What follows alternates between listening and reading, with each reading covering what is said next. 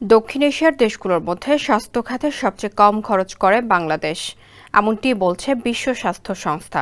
প্রতি বছর দেশে শুধুমাত্র হৃদরোগ, ক্যান্সার, কিডনি ও ডায়াবেটিসের মতো অসংক্রামক রোগে মারা যাচ্ছেন লাখ লাখ মানুষ, যার বেশিরভাগেরই উন্নত চিকিৎসা নিশ্চিত করা যাচ্ছে না। চিকিৎসা গ্রহণে ব্যক্তি পকেট খরচ হচ্ছে ৭৩% বেশি। এতে সর্বশান্ত হচ্ছেন অনেকেই।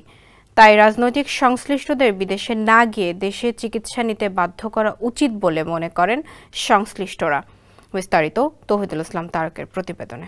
পরিসংখ্যান বলছে দেশে প্রতি বছর ১০ লাখ মানুষ স্বাভাবিক মৃত্যুবরণ করেন। তার মধ্যে ৭০%ই মারা যান হৃদরোগ, ক্যান্সার, কিডনি রোগের মতো বিভিন্ন ধরনের অসংক্রামক রোগে।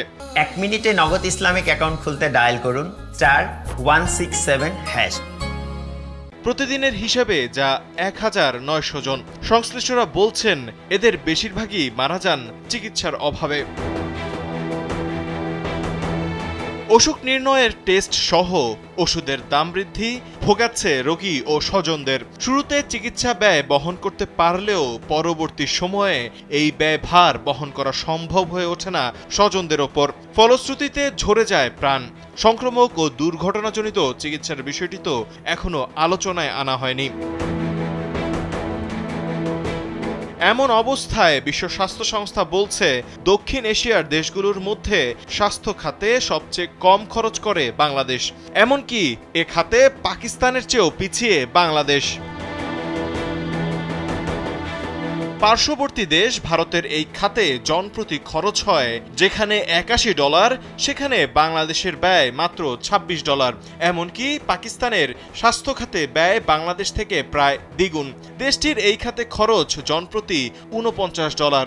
মঙ্গলবার রাজধানীর কারওয়ান বাজারে ডেইলি স্টার ভবনে স্বাস্থ্য খাতে খরচ বাংলাদেশে স্বাস্থ্যসেবা নিশ্চিত করার একটি বড় প্রতিবন্ধকতা শীর্ষক রাউন্ড টেবিল বৈঠকে বিশ্ব স্বাস্থ্য সংস্থার গ্লোবাল হেলথ এক্সপেন্ডিচারের দেওয়া এসব তথ্য তুলে ধরা হয়।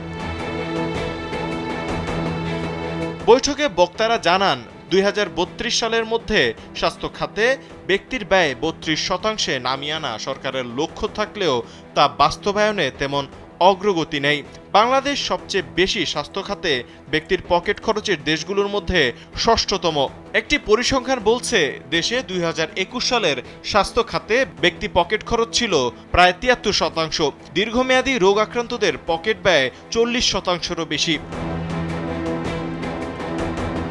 স্বাস্থ্য খাতে ১২ থেকে ১৫% বরাদ্দ প্রয়োজন হলেও সেখানে বরাদ্দ হচ্ছে মাত্র ৫.২%। তাছাড়া চিকিৎসা ব্যয় কমাতে হলে রাষ্ট্রীয় ওষুধ প্রস্তুতকারক প্রতিষ্ঠান এজেন্সিয়াল ড্রাগস কোম্পানি লিমিটেড বা EDCL শক্তিশালী এবং সরকারিভাবে জনগুরুত্বপূর্ণ ঔষধ উৎপাদন বাড়াতে হবে বলে মনে করেন বিশেষজ্ঞরা।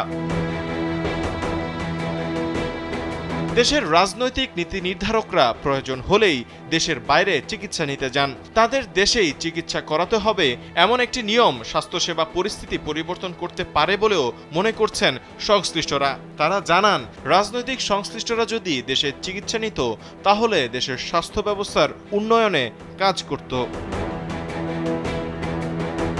তৌহিদুল ইসলাম তারেক, কালবেলা।